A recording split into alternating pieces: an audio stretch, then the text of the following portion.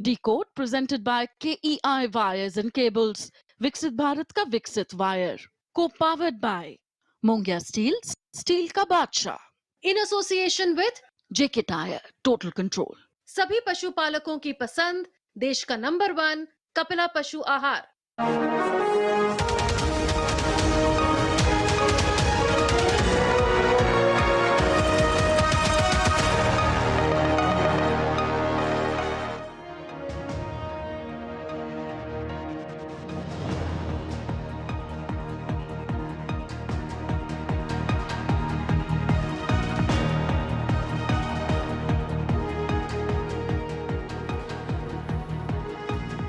नमस्कार, मैं हूं सुधीर चौधरी और डिकोड में आपका स्वागत है। तो आइए आज की खबरों को आपके लिए डिकोड करते हैं। एक जमाना था जब लालू यादव को सामाजिक न्याय का प्रतीक माना जाता था, लेकिन आज लालू यादव अपने खुद के परिवार में भी न्याय नहीं कर पा रहे। लालू यादव के अपने ही घर में उनकी बेटी रोहिणी आचार्य अपने भाई तेजस्वी यादव से नाराज होकर घर छोड़कर चली गई है। उन्होंने तेजस्वी यादव पर परिवार और पार्टी में तानाशाही करने के आरोप लगाए हैं। आज लालू यादव का परिवार सास बहू के किसी सीरियल जैसा दिख रहा है। इसलिए आज हम सबसे पहले इसी पारिवारिक झगड़े को आपके लिए डिकोड करेंगे।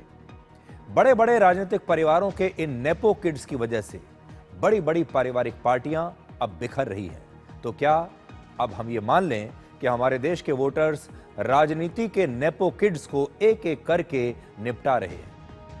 इसके बाद बांग्लादेश की पूर्व प्रधानमंत्री शेख हसीना की फांसी की सजा का विश्लेषण करेंगे। बांग्लादेश की एक अदालत ने आज शेख हसीना को आंदोलनकारियों की हत्या का दोषी पाया है। अब बांग्लादेश ने भारत सरकार से अपील की है कि शेख हसीना बांग्लादेश की गुनाहगार हैं, इसलिए उन्हें वापस भेज दिया जाए।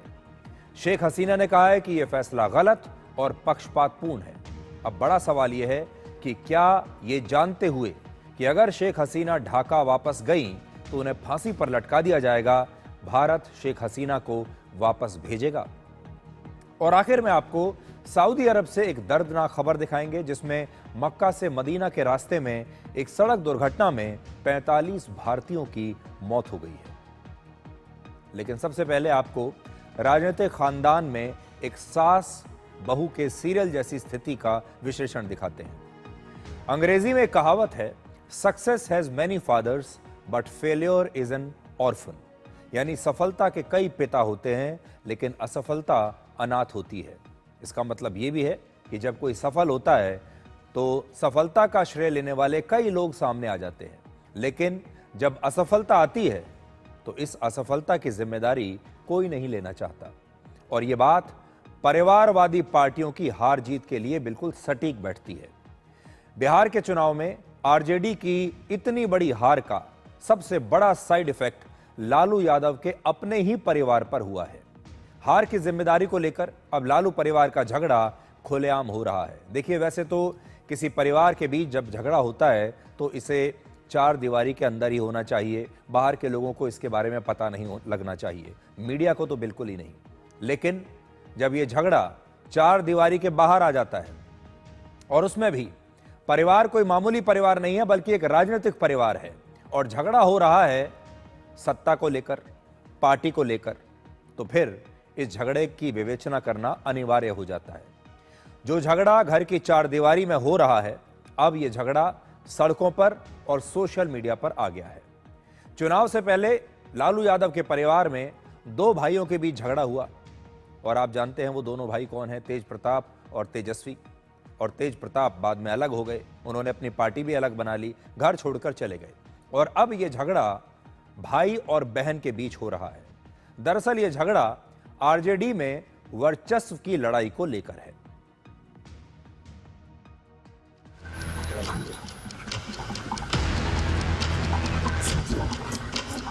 नहीं, मेरा कोई परिवार नहीं है। अब ये जाकर के आप संजय, रमेश, तेजस्वी यादव से पूछिए, मेरा कोई परिवार नहीं है। वही लोग निकाला है हमको परिवार से।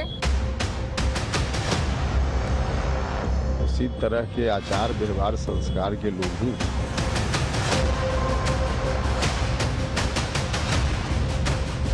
वाहन को जिसने किडनी कर दे दिया और उस वाहन को कहता है गंदा किडनी दे दिया, पैसा ले लिया, इस शर्मनाक बात।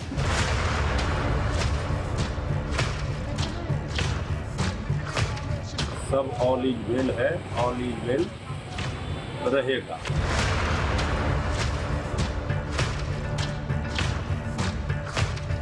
जो लोग भी जानते हैं दुखी हैं, इट्स नॉट गुड।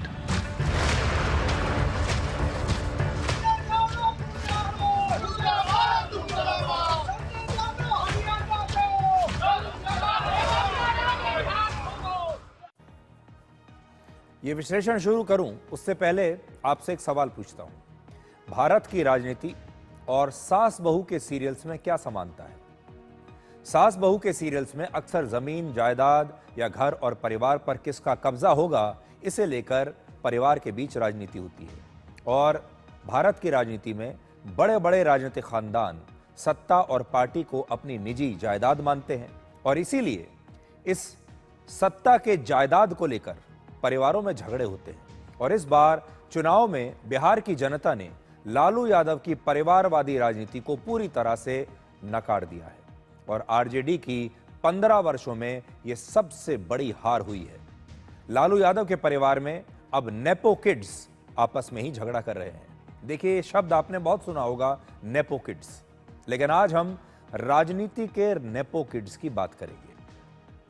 हमारे देश में जो विपक्ष के नेता हैं वो जेन जी से तो बहुत उम्मीद रखते हैं कि जेन जी देश में विद्रोह करेगा, लेकिन वो ये नहीं जानते कि हमारे देश का जेन जी सबसे ज्यादा नफरत नेपो किड्स से ही करता है। उसे सबसे ज्यादा आपत्ति नेपो किड्स को लेकर है और सबसे ज्यादा नेपो किड्स हमारे देश में भारत की राजनीति में हैं।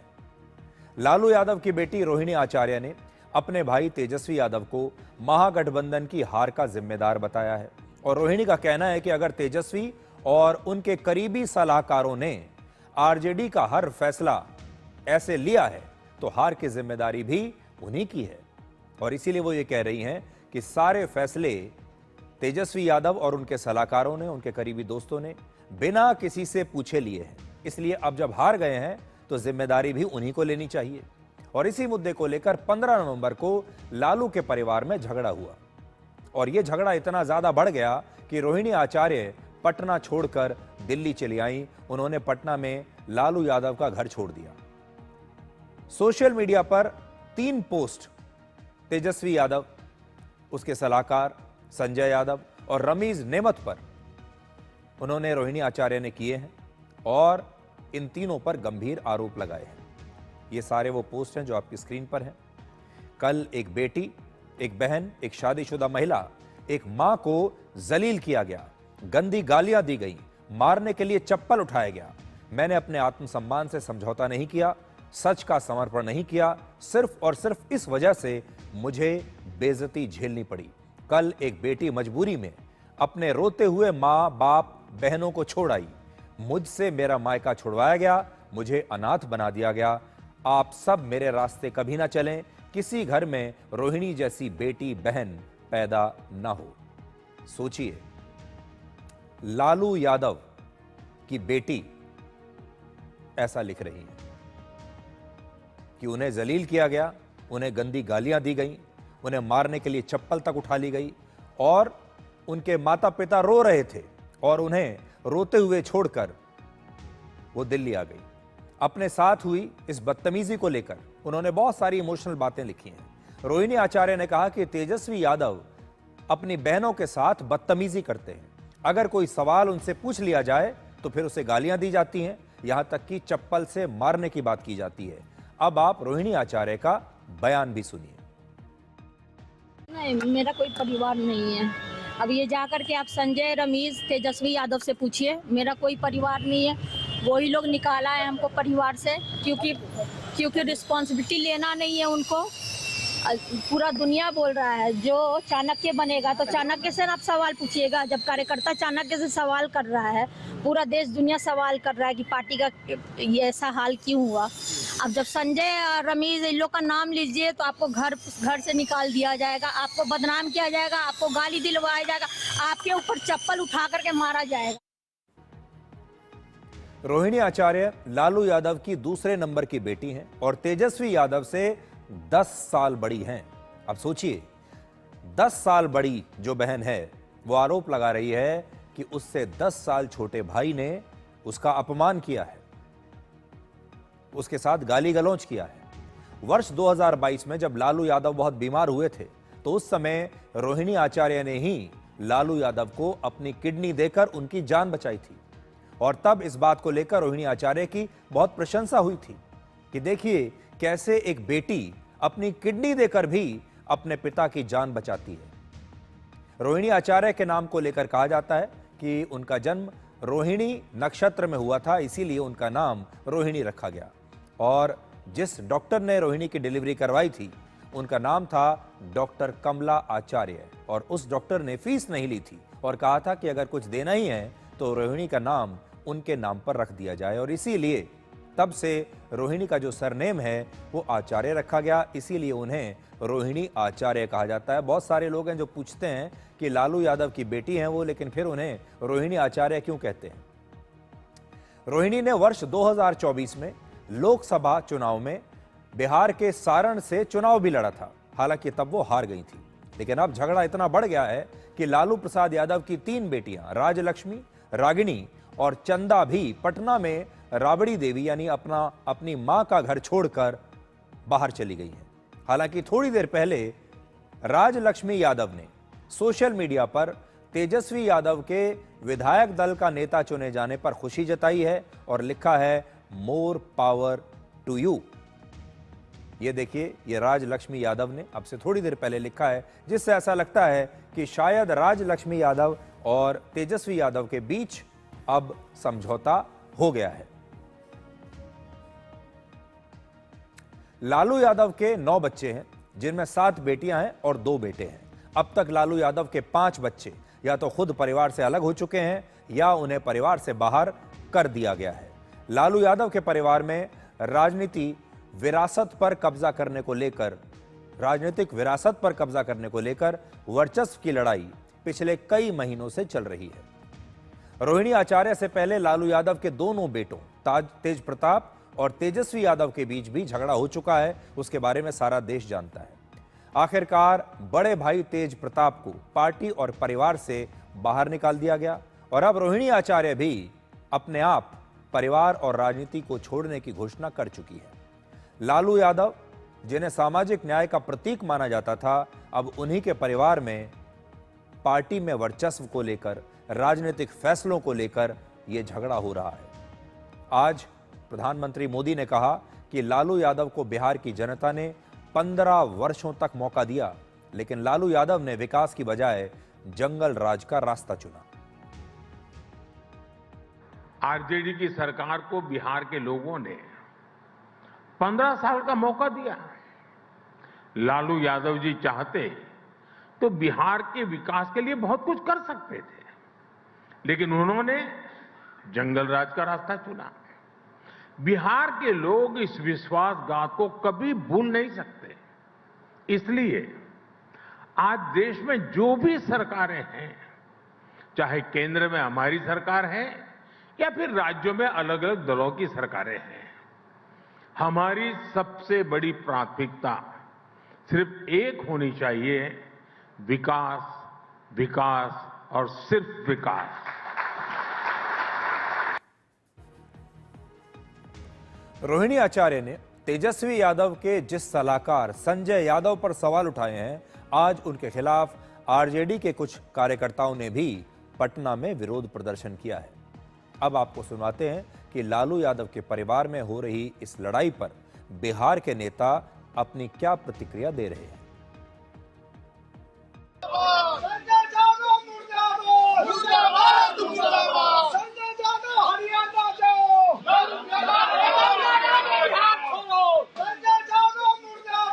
उनके परिवार का आंतरिक मामला है, इस पर मेरी क्या टिप्पणी होगी, लेकिन उसी तरह के आचार व्यवहार संस्कार के लोग ही हैं, तो बाहर में कम दिखता है, अंदर में तो उसी तरह की स्थिति है जो कभी कभी बाहर दिख जाती है, लेकिन उनका मामला है, इसमें हम क्या बताएंगे।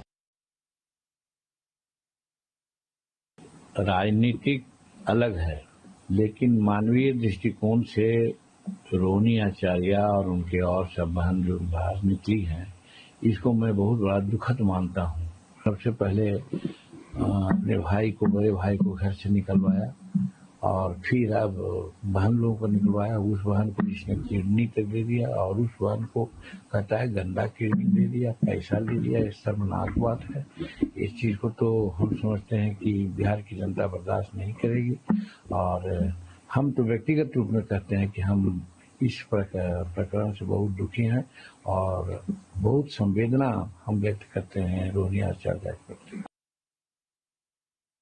देखिए, ये पारिवारिक मामला है और हमने पहले भी कहा था कि सारे चीज़ों को राजद परिवार मिल बैठ करके सब ऑल इज वेल है, ऑल इज वेल रहेगा। उनके लिए लोगों को सहानुभूति है।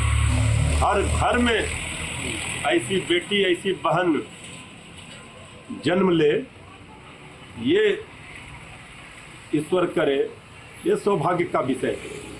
इसलिए ये परिवार का मामला है। परिवार भी ये सारे चीज़ों को देखेगी, ये राजनीति का विषय नहीं। Nobody is happy. कोई खुश तो नहीं है ना। परिवार किसी का बिखरता है, घर में किसी को दुख है तो अच्छा थोड़ी लगता है। ये पॉलिटिकल थोड़ी है, it's a personal family dispute.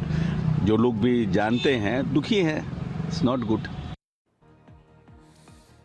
और आज बिहार में चुनावी नतीजे आने के बाद आरजेडी ने अपनी हार के कारणों की समीक्षा की और उसी दौरान तेजस्वी यादव को विधायक दल का नेता चुन लिया गया।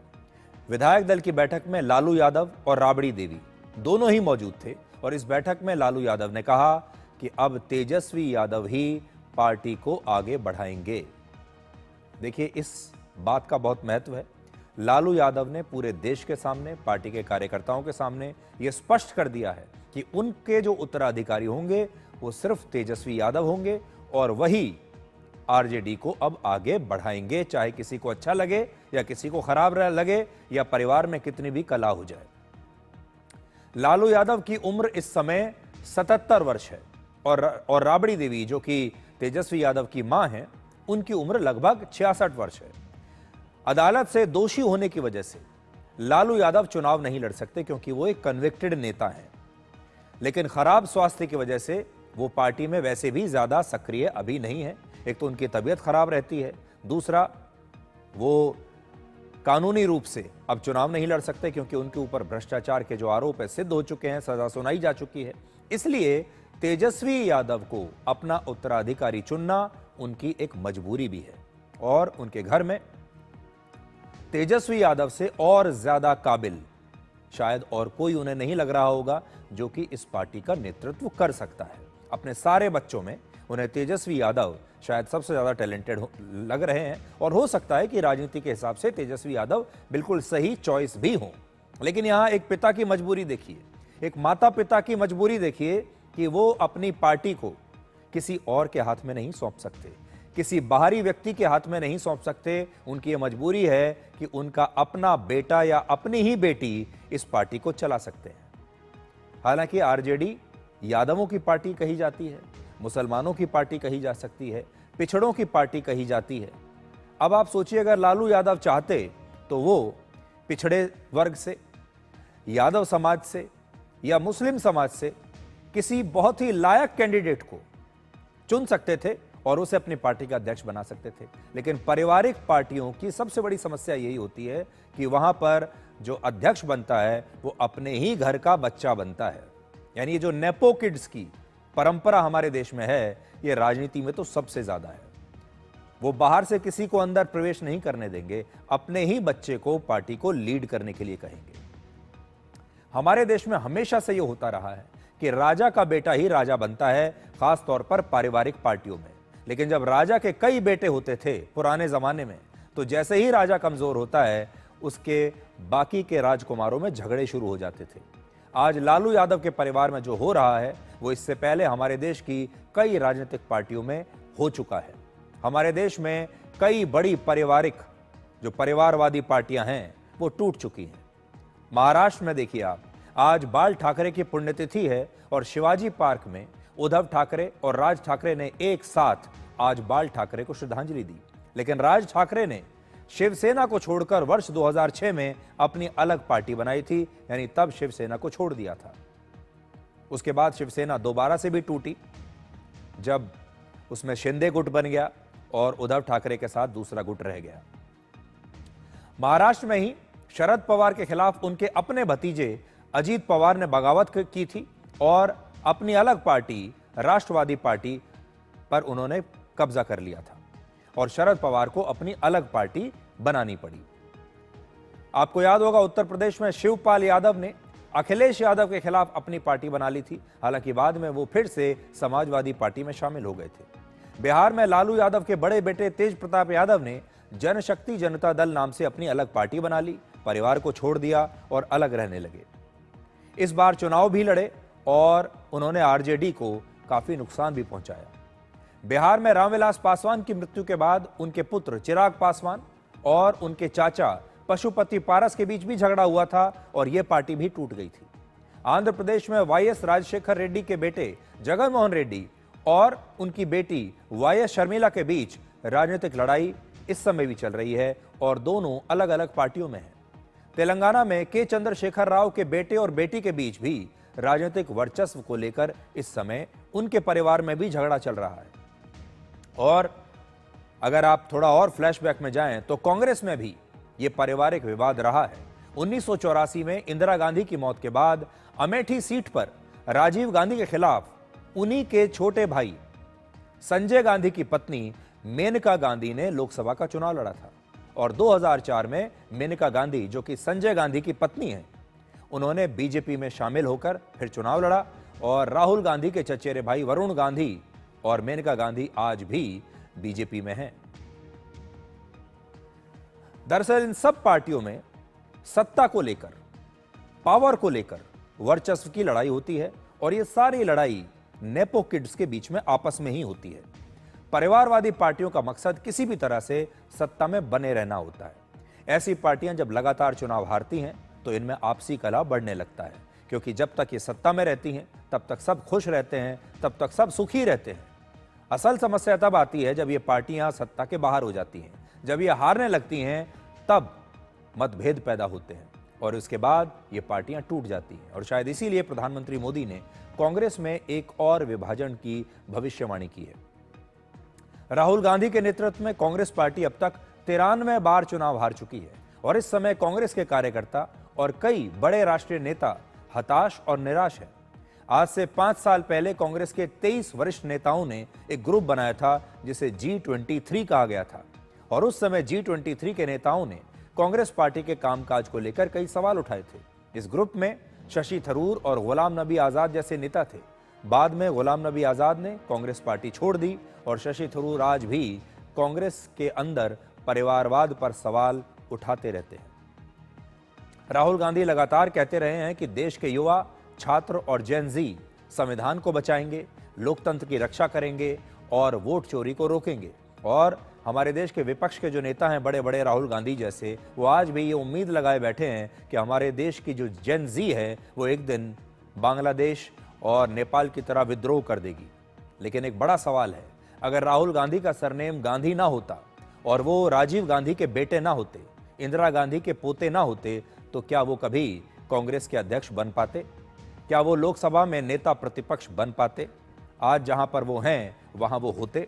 पिछले 11 वर्षों से देश के युवा परिवारवादी पार्टियों को धीरे धीरे अब निपटा रहे हैं। इस बार बिहार चुनाव ने सबसे बड़ा संदेश ये दिया है कि अब राजनीति में लोगों को, वोटर्स को परिवारवाद मंजूर नहीं है और आज के जेन जी और युवाओं को सबसे ज्यादा जो नफरत है वो नेपो किड से है। अगर आपको नेपाल और बांग्लादेश से कुछ सीखना ही है तो ये देखिए, वहां पर नेपाल में भी जो विद्रोह हुआ वो नेपो किड्स के खिलाफ हुआ। उनका जो गुस्सा था नेपाल में युवाओं का, वो बड़े बड़े नेताओं के बच्चों के खिलाफ था और वो इस बात को लेकर कुंठित थे कि हमारे बीच और बड़े बड़े नेताओं के बच्चों के बीच ये भेदभाव क्यों है।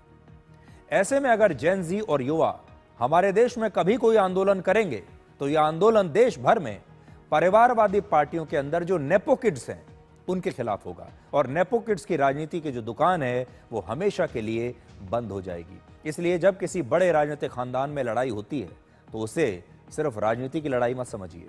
असल में इन सारे बड़े बड़े राजनीतिक खानदानों में नेपो किड्स बैठे हैं और ये नेपो किड्स अपने अधिकारों के लिए फिर एक दूसरे से ही लड़ते हैं।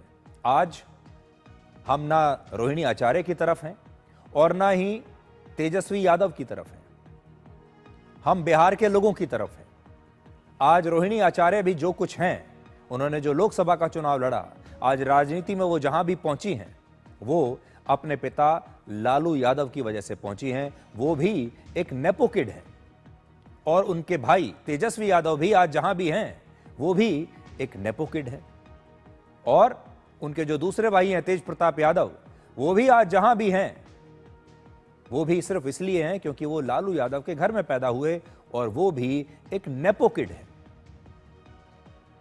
और अब धीरे धीरे देश के वोटर्स के बीच में एक जागृति आ रही है और वो नेपो किड्स को नापसंद करने लगे हैं और ये आपको अब धीरे धीरे अलग अलग राज्यों के चुनावों के जो नतीजे आ रहे हैं उससे भी आपको समझ में आएगा।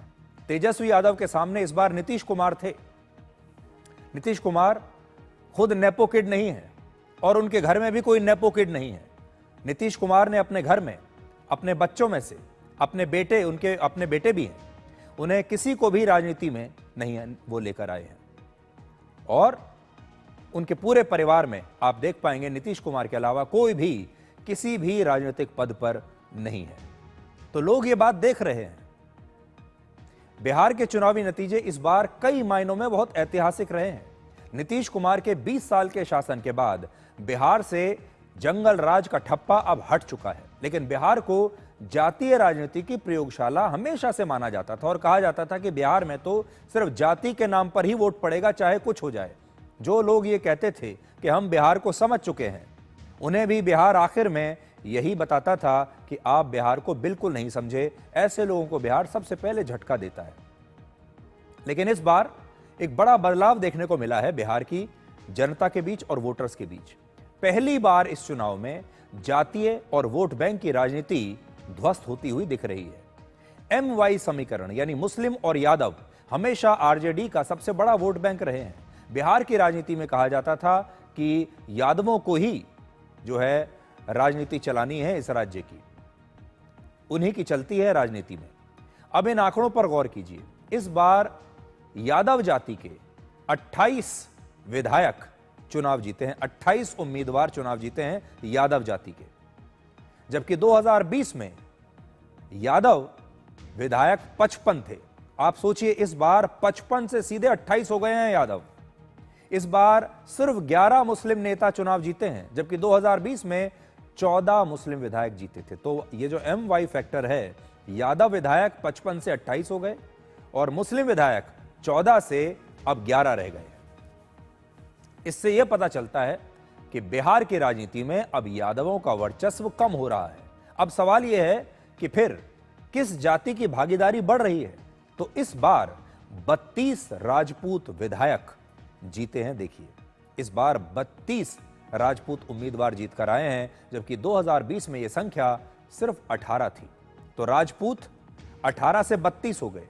कुर्मी जाति के इस बार 25 नेता जीते हैं, जबकि 2020 में सिर्फ 10 कुर्मी विधायक थे। खुद नीतीश कुमार भी कुर्मी जाति से आते हैं। इस चुनाव में पिछली बार की तुलना में सामान्य जाति के ज्यादा नेता चुनाव जीते हैं। तो सामान्य, जिसे आप अपर कास्ट कहते हैं, उनके लोग ज्यादा जीते हैं। इसके अलावा वो पिछड़ी जातियां जो RJD की वोट बैंक नहीं थी, उनका प्रदर्शन भी इस बार अच्छा रहा है। और इन आंकड़ों से साफ पता चलता है कि लालू यादव का MY समीकरण अब टूट रहा है।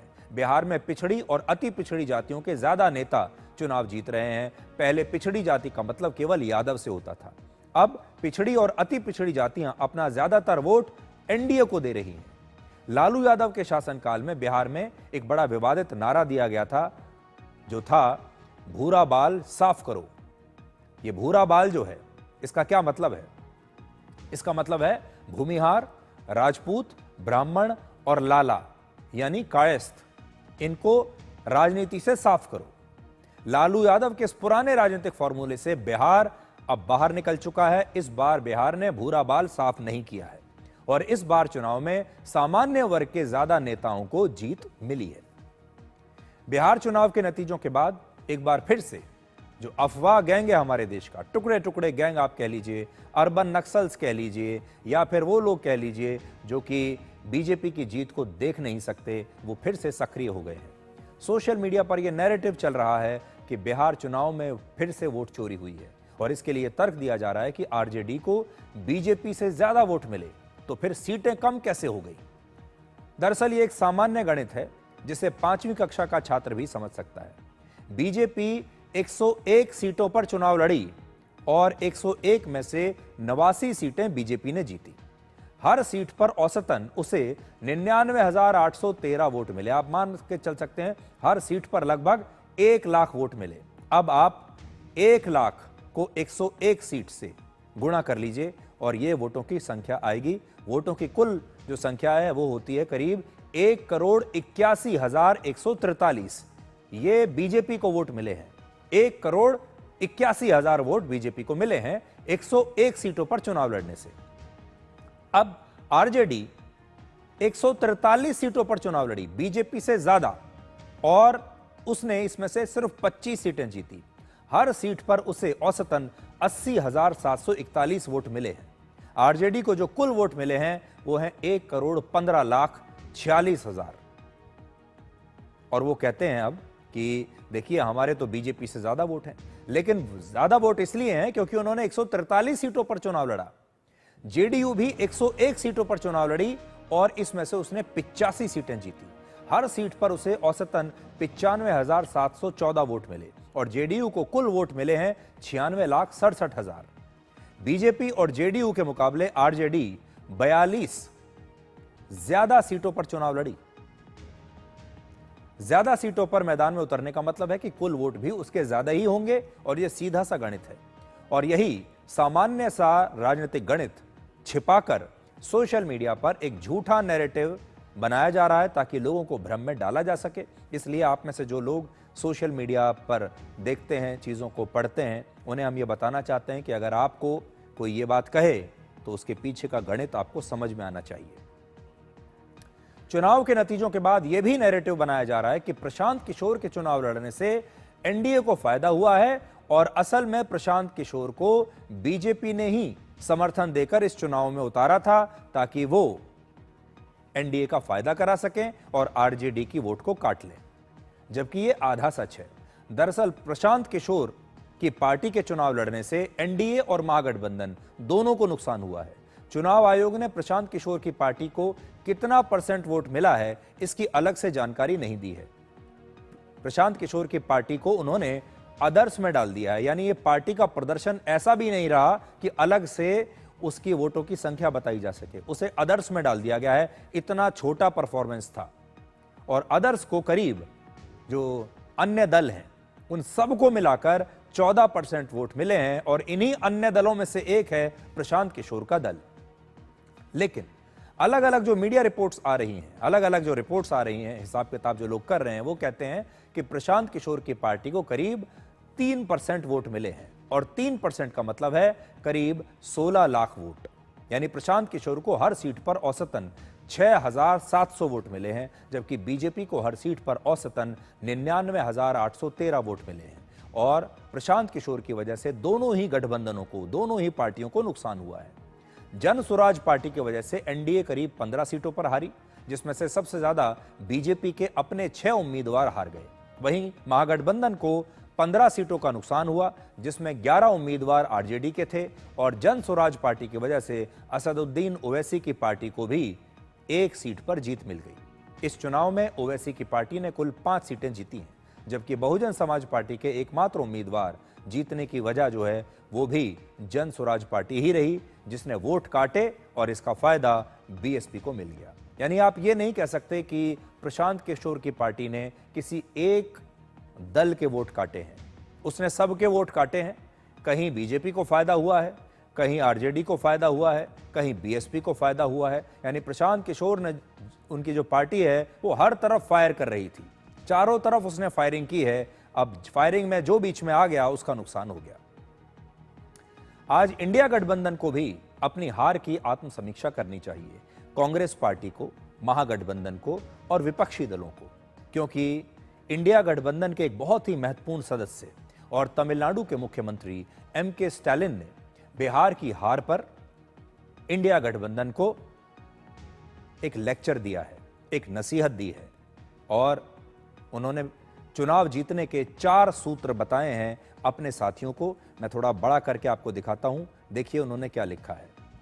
उन्होंने नीतीश कुमार को बधाई दी है और तेजस्वी यादव की भी तारीफ उन्होंने की है कि मैं जो युवा नेता हैं तेजस्वी यादव, उन्हें भी अप्रिशिएट करता हूं। उन्होंने टायरलेस कैंपेन चलाया, लेकिन उन्होंने अपने साथियों को नसीहत दी है कि देखिए चुनाव कैसे जीता जाता है। तो पहला उन्होंने कहा है कि चुनाव जीतने का पहला सूत्र है कल्याणकारी योजनाओं की ठोस डिलीवरी।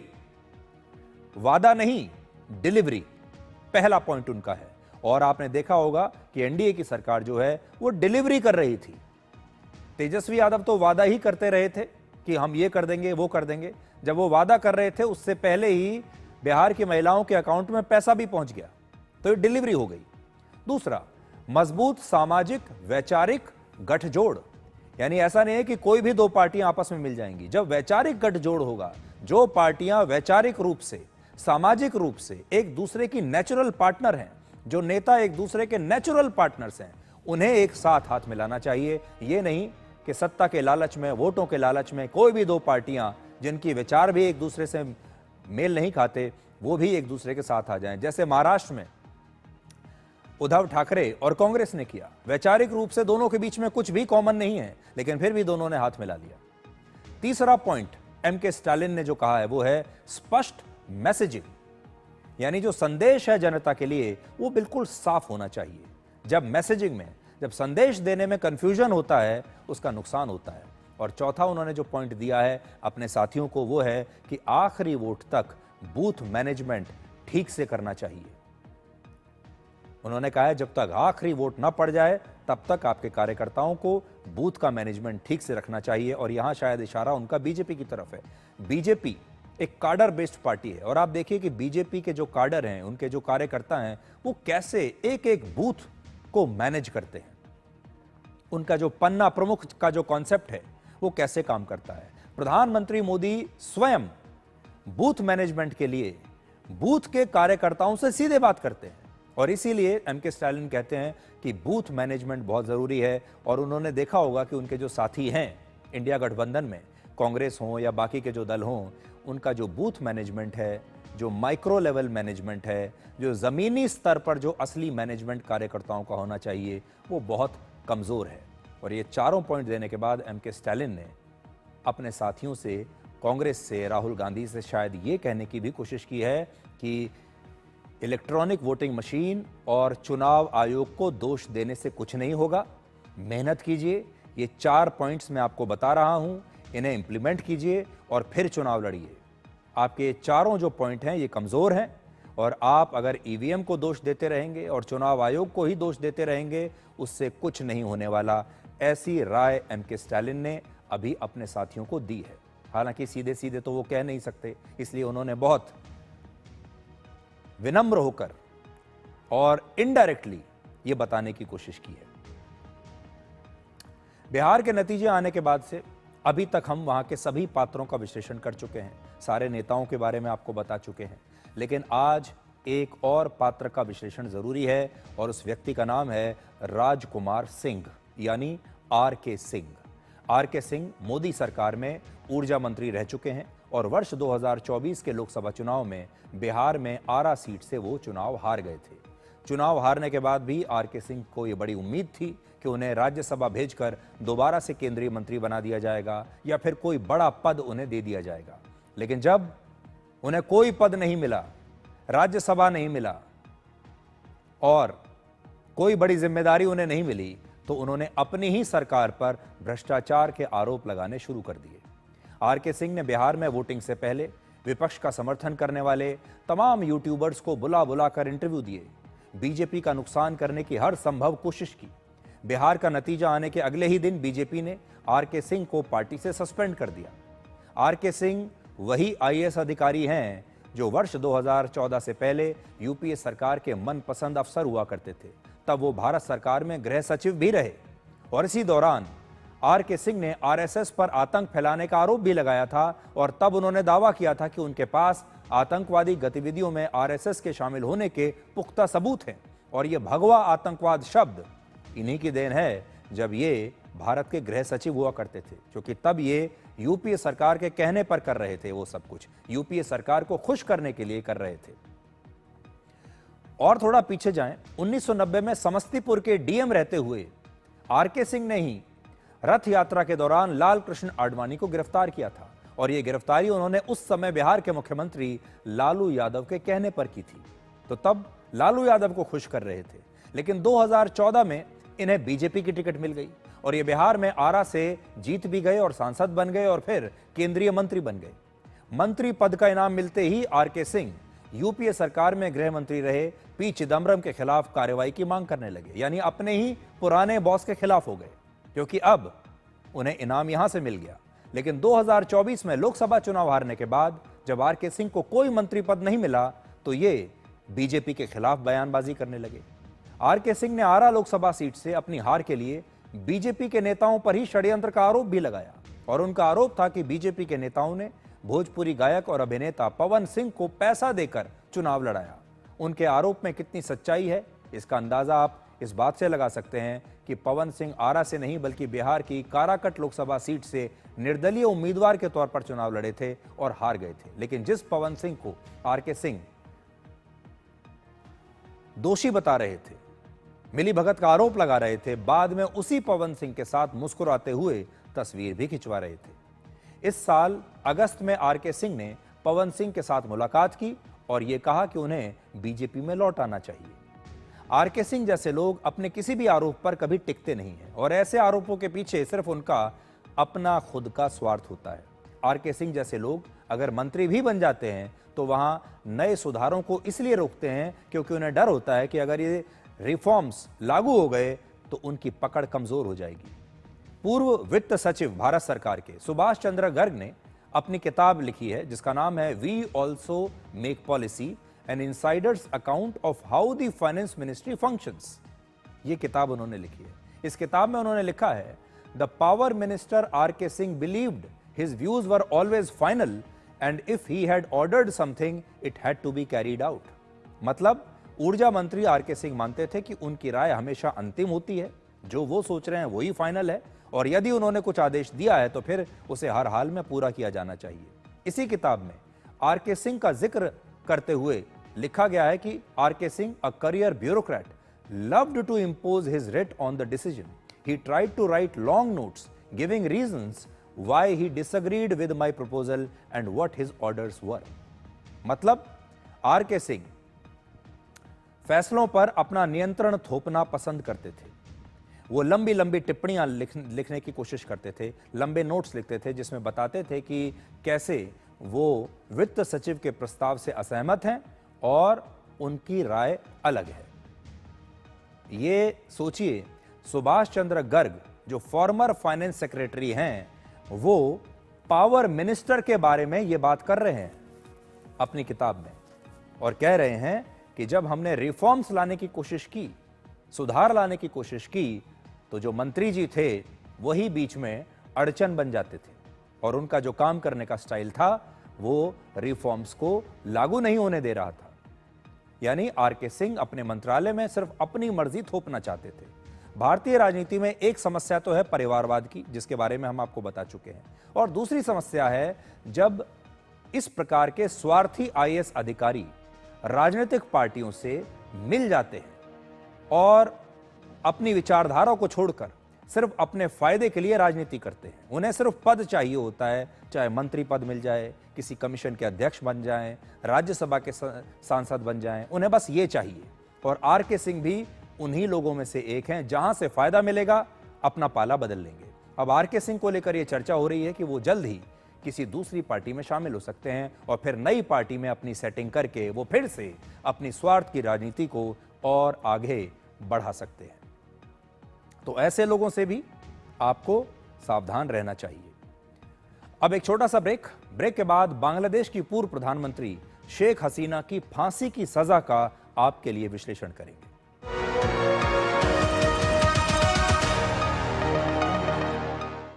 कौन है जो जोड़े देश को?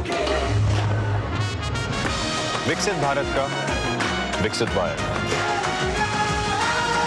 हिंदुस्तान मिले हिंदुस्तान से, जय हो विजय हो, देश हो विदेश हो, जेके हो। देश का टायर जेके टायर। बच्चों को सर्टिफिकेट मिले तो कितना अच्छा लगता है ना। और अगर आपके आटे को भी मिले तो? गेहूं की क्वालिटी, आटे की शुद्धता, रोटी की सॉफ्टनेस के लिए सर्टिफिकेट अगर होता तो है ना। आशीर्वाद आटा का क्वालिटी सर्टिफिकेट, पैक स्कैन करो, खुद चेक करो। आशीर्वाद आटा, क्वालिटी का वादा, लिख के ले लो। गोल्डी मसाले के 100 ग्राम के स्पेशल पैक्स में फ्रेशनेस लॉक है। ऐसे गोल्डी मसाले जहां जाएं रिश्ते बनाए। कौन है जो जोड़े देश को? विकसित भारत का विकसित वायर।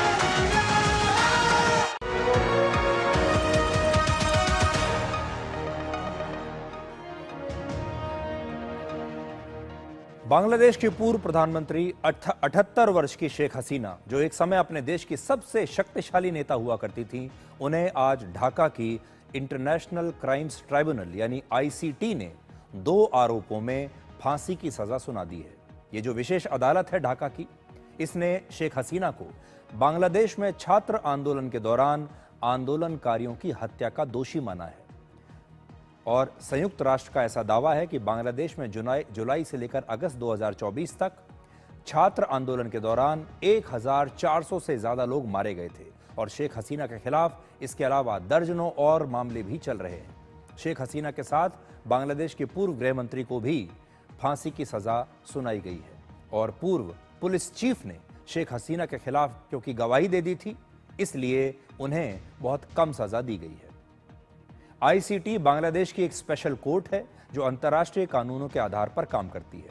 और शेख हसीना को मौत की सजा का ऐलान होते ही कोर्ट में मौजूद कई लोगों ने तालियां बजानी शुरू कर दी और शेख हसीना के समर्थक भावुक होकर रोने लगे। तो एक तरफ तालियां बज रही थीं और दूसरी तरफ लोग रो रहे थे। बांग्लादेश की अंतरिम सरकार ने इसे एक ऐतिहासिक फैसला बताया है और लोगों से शांति बनाए रखने की अपील की है। आज बांग्लादेश में कई जगहों पर शेख हसीना को फांसी की सजा दिए जाने का जश्न मनाया गया। बांग्लादेश के गोपालगंज और चटगांव में हिंसा हुई और राजधानी ढाका में शेख हसीना की पार्टी के एक सांसद का घर जला दिया गया। आप कह सकते हैं कि बांग्लादेश में इस समय तनाव का माहौल है। जो शेख हसीना के राजनीतिक प्रतिद्वंदी हैं वो जश्न मना रहे हैं और शेख हसीना के जो समर्थक हैं वो लोग दुखी हैं और गुस्से में हैं।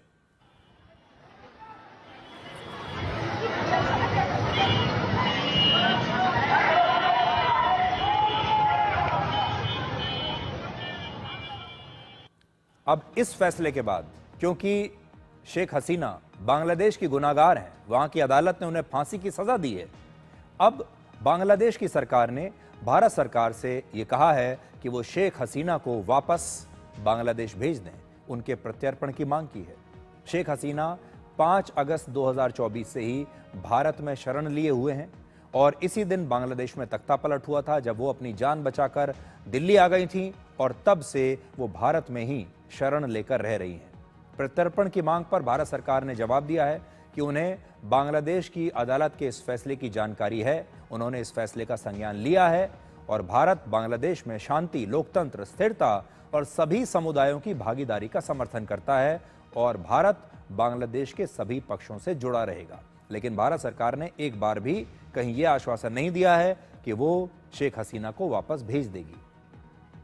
शेख हसीना ने अदालत के इस फैसले को गलत बताया है और पक्षपातपूर्ण बताया। उन्होंने कहा है कि मेरे साथ पक्षपात हुआ है और उन्होंने कहा है कि बांग्लादेश की अंतरिम सरकार उन्हें खत्म करना चाहती है, उनकी पार्टी को खत्म करना चाहती है। अब 2 बड़े सवाल हैं। पहला, इस फैसले के बाद भारत को क्या करना चाहिए और दूसरा, क्या इससे भारत और बांग्लादेश के बीच संबंध और ज्यादा खराब हो जाएंगे क्योंकि भारत ने शेख हसीना को शरण दी हुई है। भारत और बांग्लादेश के बीच प्रत्यर्पण समझौता तो है, लेकिन शेख हसीना की बांग्लादेश वापसी में कई दांवपेच भी हैं। इस प्रत्यर्पण समझौते में दो बड़ी बातें हैं। पहला, अगर मुकदमा राजनीति से प्रेरित हो तो फिर इस पर अलग से फैसला लिया जाएगा और यहां आप कह सकते हैं कि यह मुकदमा राजनीति से प्रेरित है। और दूसरा, अगर मुकदमा ईमानदारी से नहीं चलाया गया तो समझौते के बावजूद भारत शेख हसीना को वापस भेजने से इनकार कर सकता है। दूसरी शर्त में भी ऐसा लगता है कि मुकदमा जो चलाया गया है उसमें ईमानदारी से सुनवाई नहीं की गई है, इसलिए भारत अगर चाहे तो वो शेख हसीना को सौंपने से इनकार कर सकता है। इसके अलावा भारत यह भी जांच कर सकता है कि क्या बांग्लादेश में शेख हसीना की सुरक्षा और जान खतरे में है और क्या मौत की सजा किसी राजनीतिक दबाव में दी गई है। अगर भारत को बांग्लादेश में शेख हसीना की जान के लिए कोई भी खतरा दिखाई देता है तो फिर भारत प्रत्यर्पण को रोक सकता है। खुद शेख हसीना के पास भी इस प्रत्यर्पण को रोकने के विकल्प हैं। उन्हें अगले 30 दिन के अंदर बांग्लादेश की सुप्रीम कोर्ट में इस फैसले के खिलाफ अपील करने का अधिकार है, लेकिन उसके साथ एक शर्त भी जुड़ी हुई है और वो ये कि अपील करने के लिए सुप्रीम कोर्ट में शेख हसीना को खुद बांग्लादेश जाना होगा और अगर एक बार वो बांग्लादेश चली गई तो फिर उनके लिए बहुत दिक्कत हो जाएगी। अब एक छोटा सा ब्रेक और ब्रेक के बाद आपको डिकोड जिंदगी में दिखाएंगे आज का विचार।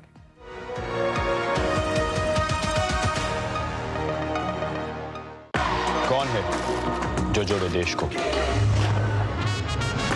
विकसित भारत का विकसित वायर। हिंदुस्तान मिले हिंदुस्तान से। जय हो देश हो विदेश हो जेके हो। देश का टायर जेके टायर। इस देश की हर माँ, बच्चे, बूढ़े, जवान, खिलाड़ी, डॉक्टर, इंजीनियर, सबको गाय भैंस की दूध की शक्ति पर भरोसा है। पर जब इन पशुओं को कपिला पशु आहार मिलेगा तभी तो दूध सिर्फ ज्यादा ही नहीं, शक्ति से भरपूर भी होगा। कपिला पशु आहार, देश का नंबर 1 पशु आहार। This is no ordinary sky. This is where legends are born.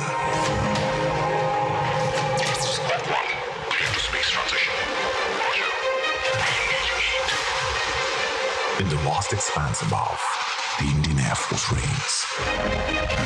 Unseen, unstoppable, unmatched.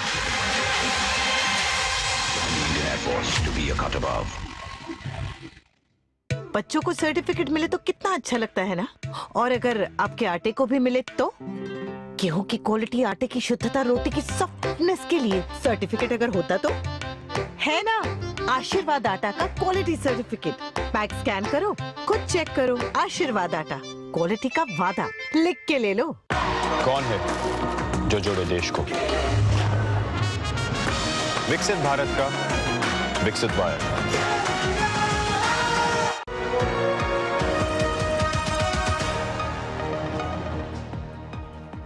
समय का चक्र देखिए, आज से 50 साल पहले वर्ष 1975 में बांग्लादेश में वहां की सेना ने तख्ता पलट किया था, जिसके बाद तत्कालीन राष्ट्रपति शेख मुजीबुर रहमान समेत उनके परिवार के 18 लोगों की हत्या कर दी गई थी। वो शेख हसीना के पिता थे और तब शेख हसीना और उनकी बहन की जान इसलिए बच गई क्योंकि उस समय वो जर्मनी में थी और उस समय भी शेख हसीना को भारत में ही शरण मिली थी। बांग्लादेश में अगस्त 2024 के छात्र आंदोलन के बाद पिछले 15 महीनों से एक अंतरिम सरकार के पास सारी ताकत है, जिसके मुख्य सलाहकार मोहम्मद यूनुस हैं और ये सरकार जनता के द्वारा नहीं चुनी गई है। और मोहम्मद यूनुस का दावा है कि फरवरी 2026 में बांग्लादेश में चुनाव करवाए जाएंगे, लेकिन उससे पहले ही वहां की अदालत ने शेख हसीना को फांसी की सजा सुना दी है। तो सोचिए, 1975 में शेख हसीना के पिता के साथ भी लगभग यही हुआ था और आज 2025 में शेख हसीना को भी मौत की सजा सुना दी गई है। यह है समय का चक्र। तो आज के लिए डिकोड में इतना ही। अब आपसे हमारी अगली मुलाकात होगी कल रात 9 बजे। तब तक आप खुश रहिए, सुरक्षित रहिए, स्वस्थ रहिए। और रिश्ते बनाए रखने का सबसे आसान तरीका है कि बात ना पकड़िए, सिर्फ इंसान का हाथ पकड़िए। नमस्कार।